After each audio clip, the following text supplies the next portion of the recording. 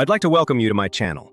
In today's video, I'm going to share my personal experience and talk honestly about the things you should absolutely never do in Egypt if you want to avoid misunderstandings, fines, or even serious problems.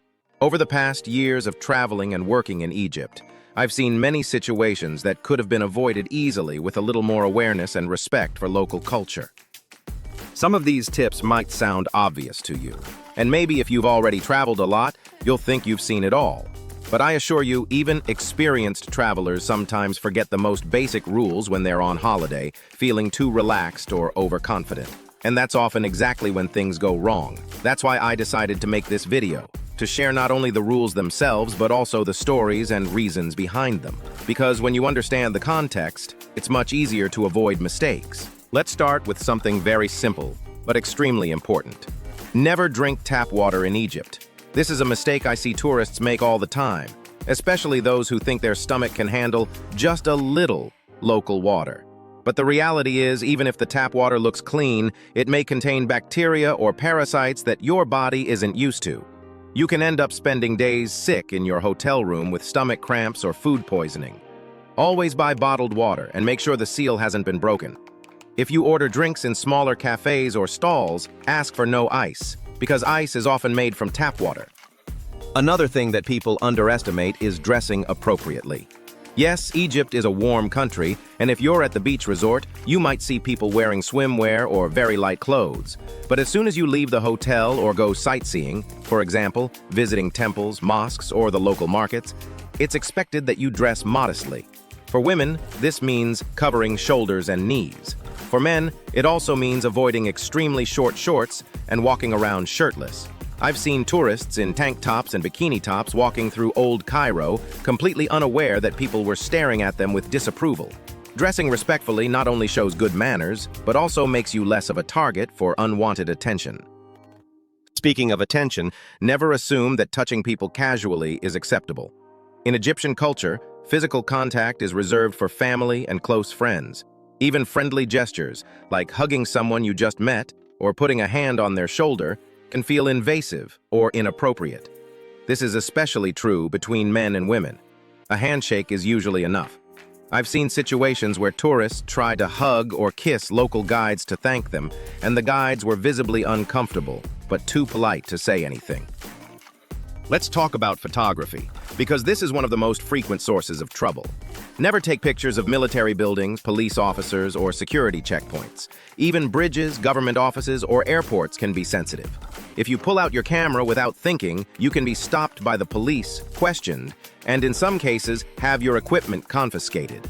I've witnessed this more than once. If you're not sure whether it's allowed, always ask first.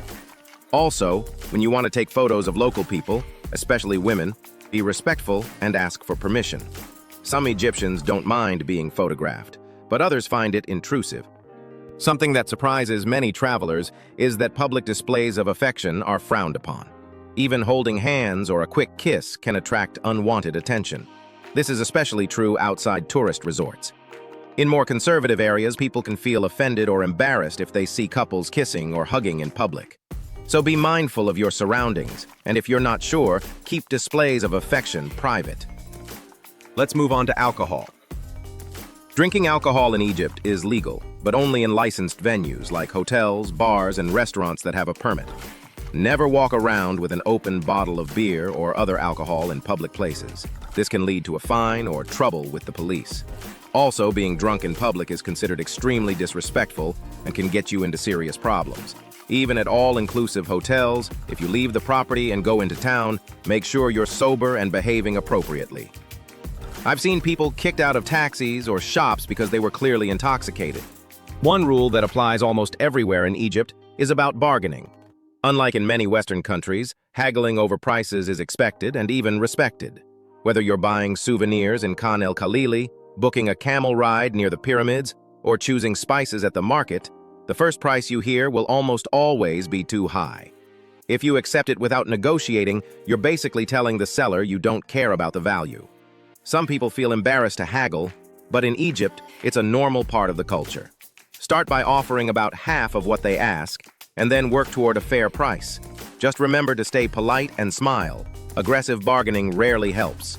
I also want to mention respect for religion. Egypt is predominantly Muslim, and Islam is an important part of daily life. Never criticize religion, make jokes about it, or behave disrespectfully in mosques. If you visit a mosque, dress modestly, remove your shoes before entering, and keep your voice low. Don't take photos during prayer time, and never touch the Quran if you're not Muslim.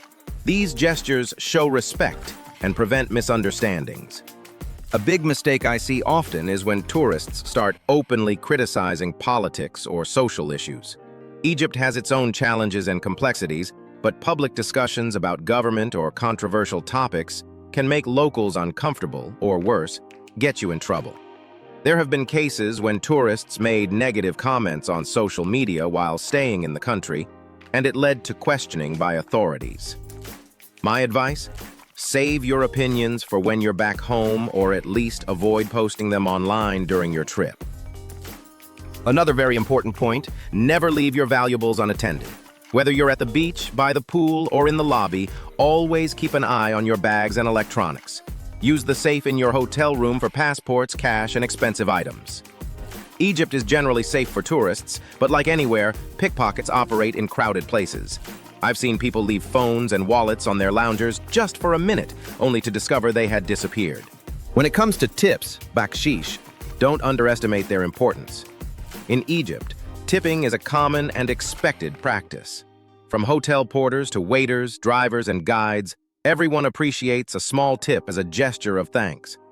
Even if you've paid for a service already, giving a few pounds extra can make a big difference and often results in better service and goodwill.